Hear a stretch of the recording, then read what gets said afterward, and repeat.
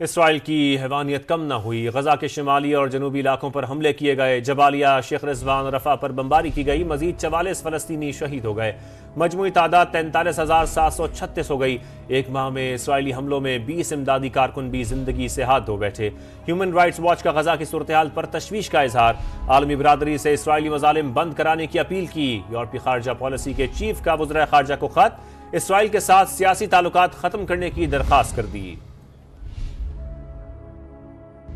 مجموعی تعداد 43,736 ہو گئی۔ ایک ماہ میں اسرائیلی حملوں میں 20 امدادی کارکن بھی زندگی سے ہاتھ دھو بیٹھے۔ ہیومن رائٹس واچ کا غزہ کی صورتحال پر تشویش کا اظہار، عالمی برادری سے اسرائیلی مظالم بند کرانے کی اپیل کی۔ یورپی خارجہ پالیسی کے چیف کا وزراء خارجہ کو خط، اسرائیل کے ساتھ سیاسی تعلقات ختم کرنے کی درخواست کر دی۔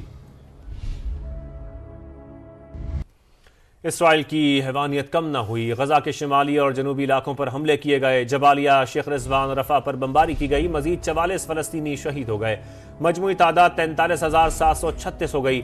ایک ماہ میں اسرائیلی حملوں میں 20 امدادی کارکن بھی زندگی سے ہاتھ دھو بیٹھے۔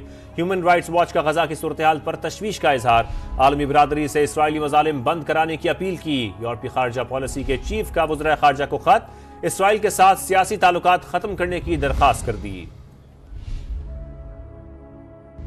مجموعی تعداد 43,736 ہو گئی۔ ایک ماہ میں اسرائیلی حملوں میں 20 امدادی کارکن بھی زندگی سے ہاتھ دھو بیٹھے۔